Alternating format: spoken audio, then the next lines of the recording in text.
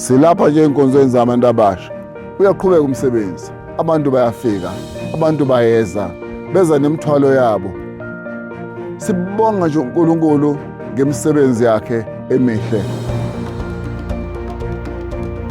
We have traveled 55,000 kilometers fetching young people and take them back. This conference, we've registered over 5,700 young people. Kulesi sikhathi sidlulisa umbiko wethemba kubantu abasha. Sithi umuntu omusha gcina inhliziyo yakho. Inkonzo lezi zingisiza ngokuthi ngikwazi ukugcina inhliziyo yami. uNkulunkulu ngomusa wakhe ukuthi inkonzo ezangilekelela nami ngisemusha ngikuncane seyisiza abanye abantu abasha.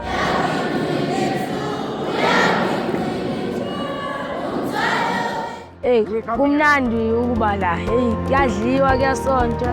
Thina besingakwazi ukuthandaza kodwa manje sesiyakwazi. Singazi ukucula sesiyakwazi manje. Awumnandi ukuba la.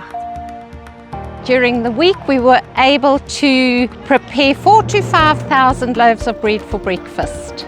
Sibonga uNkulunkulu ngendlela esimangaliso ngeenkonzo zabasha. Indlela esiyibonayo ekudleni, sibona ukudla kwenela, sinakho konke ngomusa kaNkulunkulu. I've had the privilege of helping at the pots, cooking for the children, and it's really so amazing to see how the Lord has provided enough food for every meal.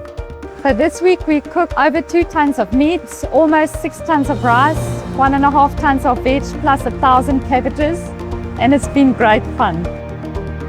We as the young people of the mission have arranged a sports day so that the youth can play together and have fun. We registered 23 netball teams.